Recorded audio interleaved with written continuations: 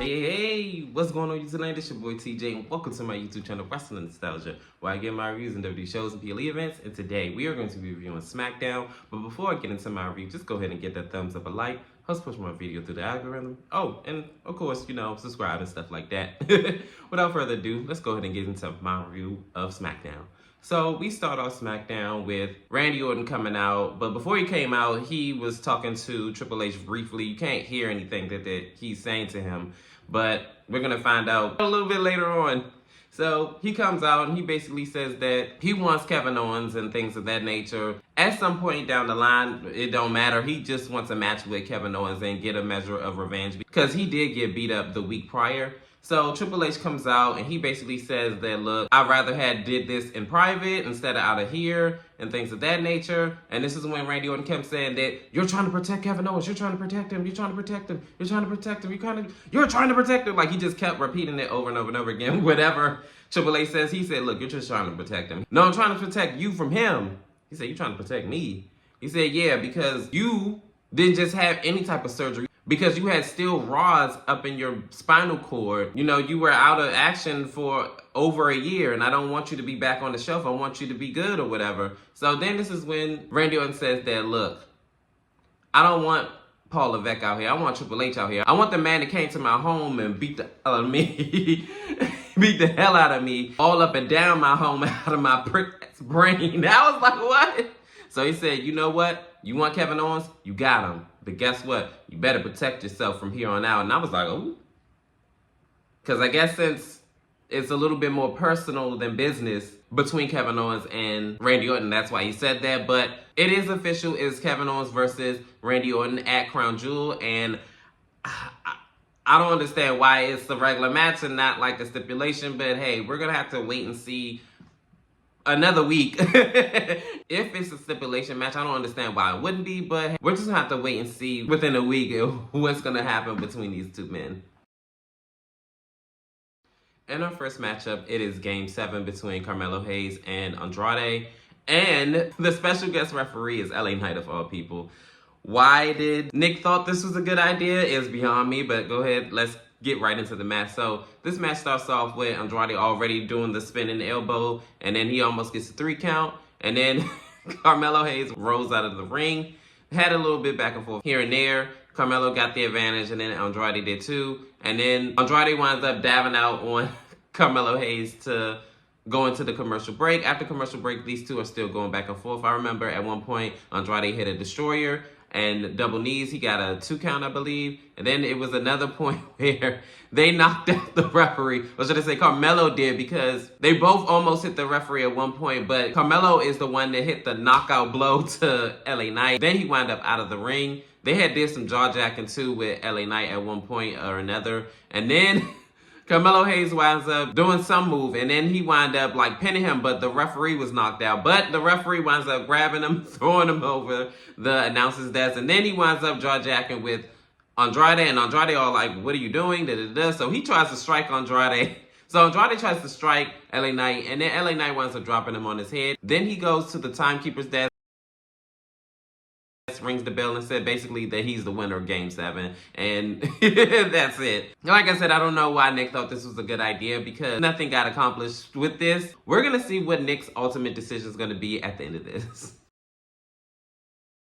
In the next segment, LA Knight winds up running into Nick, and Nick said, I don't know what the hell you were doing out there. So this is when LA Knight says, you know exactly what I did. I basically broke even with him. So Nick says that you need to learn how to keep your hands to yourself. This is when LA Knight says, here's the thing. So then he said, no, here's the thing. Because see, after what you did, now you have both of them at Crown Jewel in a triple threat match for the United States Championship. So deal with that. So LA Knight looks like he can care less, and this is what exactly he wanted anyway. So Crown Jewel triple threat match for the United States Championship. LA Knight putting up his United States Championship against Carmelo Hayes and Andrade.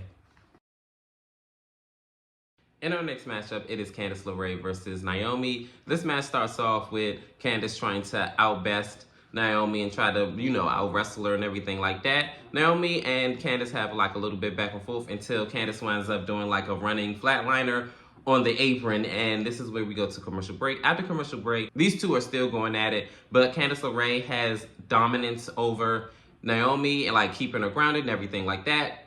Naomi winds up fighting back like 2 minutes in after the fact, and this is when some way, somehow, Naomi wound up on the outside, and Indy Hartwell winds up pushing her into the ring post, similar to what she did last week. But this time, Bayley comes out to help Naomi, and then this is when Naomi winds up sending Indy Hartwell into the barricade. And then, as Candice is distracted by this, she winds up getting hit with a Bubba Bomb, that's what I call it, but basically a full Nelson driver, and then she rolls her up, 1, 2, 3. Naomi beats Candice, and the two are celebrating in the ring and everything like that. So I guess Nia's not going to be too happy about this.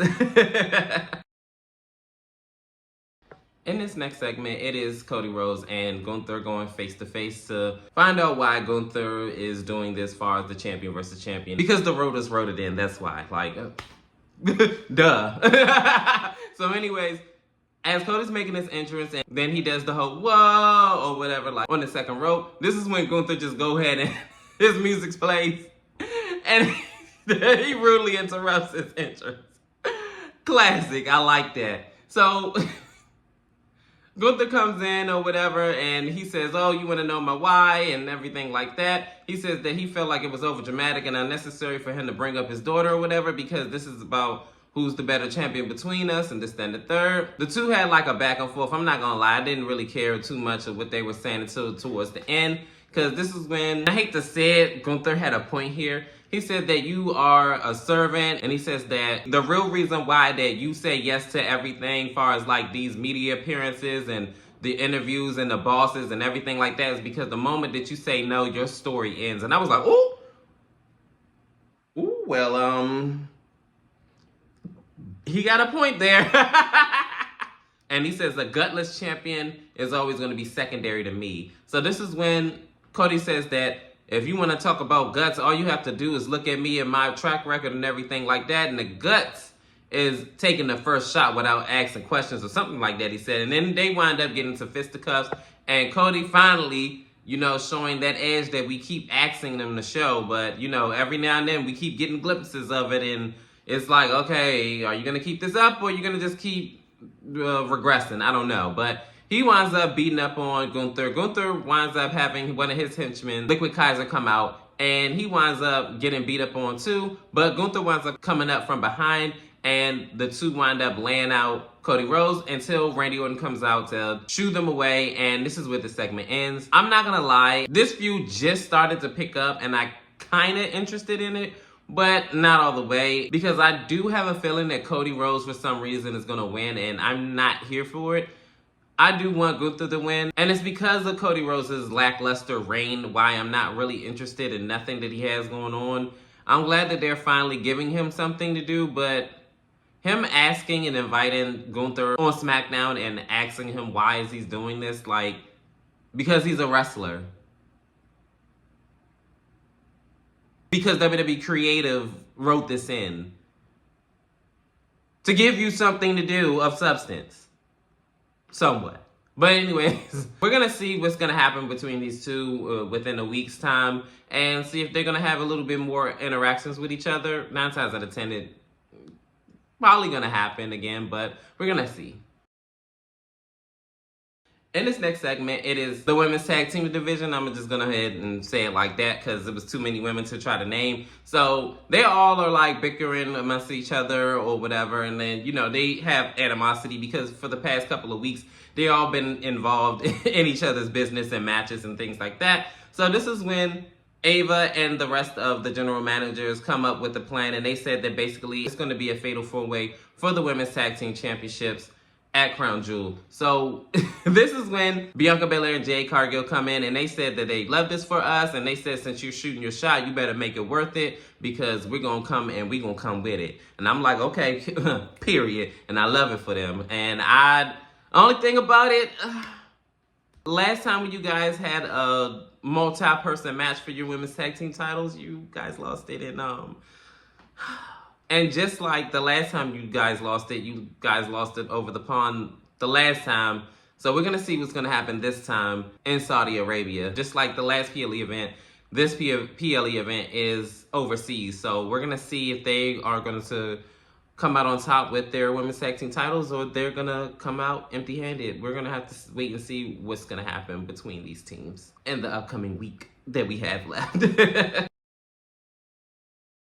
In our next matchup, it is the #1 contender match for the WWE Tag Team titles with Motor City Machine Guns versus DIY. So these two had like quite a match. It started off with the two teams basically, trying to get like a feel for each other and like trying to play fair or whatever. But eventually, definitely once Tommaso Ciampa got involved, he wound up, like, look, we fighting for a title opportunity. Like, that's it. So the two teams kind of go back and forth. But up until the commercial break, DIY was getting vast majority of offense in and control of this match. After the commercial break, DIY was still in control of this match. Towards the end of the match, this is where DIY wound up hitting a combination of moves. I remember DIY doing the fairy tale ending with the kick. Then Tommaso Ciampa wound up doing a running knee, but he only got a 2 count. And then I believe at some point, Tommaso had tagged in Johnny Gargano, and then Johnny wound up kicking Tommaso by accident, and then he wound up getting hit with the double team maneuver by Motor City Machine Guns, and then 1, 2, 3, Motor City Machine Guns are going on to face the Bloodline for the tag team title. It looked like DIY are having like some type of issue between each other. I don't know if this is going to be the beginning of the end, or maybe they just need to talk it out, but right after the matchup, speaking of tag team championships, this is where the Bloodline comes in, and we're going to see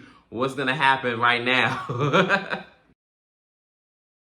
In this next segment, Solo Sikoa comes out and he basically says that, look, Nick, we don't have no issues here. We want to introduce ourselves to the Motor City Machine Guns. And he basically says that, Brooklyn, shut your mouth, because everybody was like booing and everything like that. He said, I got something to say. He says, Brooklyn, acknowledge me. And of course, they all boo. So this is when the Motor City Machine Guns introduce themselves to him. And he says that whenever you're ready, we're here to end those championship reigns.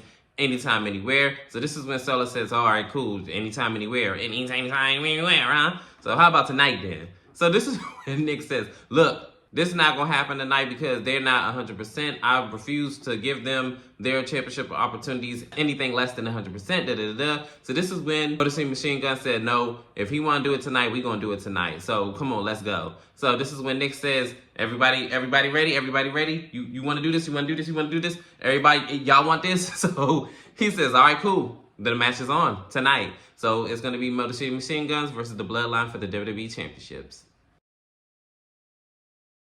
And finally, we are here, the main event.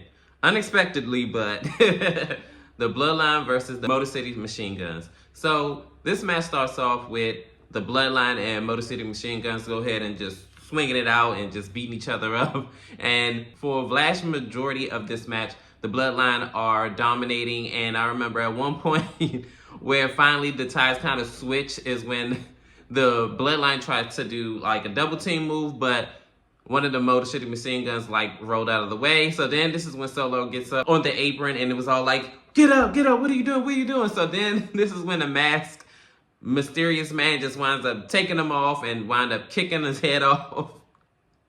And of course it was Jimmy Uso. So he winds up fighting Solo and Jacob, but he winds up getting wiped out. And then this is when the Tribal Chief, the original Tribal Chief, comes out and he winds up beating up on Jacob Fatu and Solo. And then they wind up, going up into the rafters. Then we pan off into the Bloodline match with the Motor City Machine Guns. And it looked like they're about to go ahead and try to end this one. But I forgot who it was, but they wound up knocking the referee out. And it looked like they was going to get some chairs, but this is when another masked, mysterious person comes out. And it's Jimmy, of course. Let's just go ahead and cut the antics. So he winds up beating up on the Bloodline, taking them out with a steel chair, and then wind up spearing. And then this is when Motor City Machine Guns wind up doing their double team move, and Jay got the referee and was all like, hey, get up, sir. It's, time to make the 3 count. So 1, 2, 3, your new WWE Tag Team Champions are the Motor City Machine Guns. Like I predicted. I don't know why. I just had a good feeling once they came up on the scene, they were going to win the tag team titles. But I'm not mad at it. It is what it is. The two brothers, the twins, Jimmy and Jay, wind up in the ring. And finally they embrace, after a long time of feuding since WrestleMania and beyond, they are finally back as a united unit, but is the tribal chief. Roman Reigns is going to be a part of this. We're going to have to see in the upcoming weeks, but this SmackDown actually was pretty exciting, honestly. I actually enjoyed it, but comment down below. How did you feel about SmackDown? Did you love it? Did you hate it? Worst show on earth? The best? Comment down below, and as always, like, share, and subscribe. Help me grow this channel as big as you can make it. And your love and support is always greatly, greatly appreciated. And peace. TJ, I'm out. You're so pretty.